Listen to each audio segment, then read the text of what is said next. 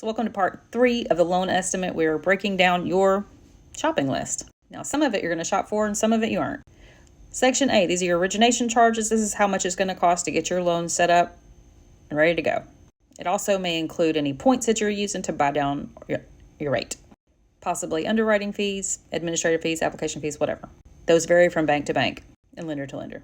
Section B, these are going to be like your appraisal fee, credit report fee. Just check everything whenever you get yours and make sure it lines up. Section C over here, this is mostly going to be like your title fees, services that you can shop for. You're allowed to shop for a title service.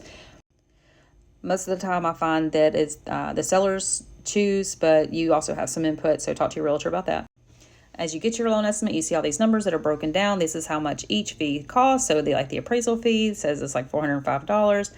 Up at the very top here, this bold number at the very top, that is how much all of these fees cost together. So it adds it up for you. So once you get down here, it says like section D, this is the total of A, B, and C. So you got section A, B, and C, and that is the total for that portion.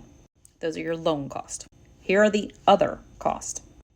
So section E, these are taxes and government fees. These are not property taxes. This is the recording fees for the mortgage, for the deed, transfer taxes from one owner to the other, or also it could possibly be, depending on your state, possibly state stamps. Section F, these are going to be your prepaids. Most of the time that you will find that you will need to pay a year of your homeowner's insurance up front at closing.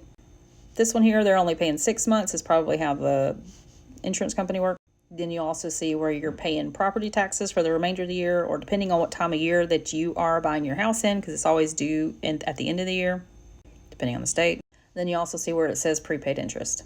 This is the daily interest that you will pay from the time of closing to the first of the next calendar month. So for this person, they have 15 days.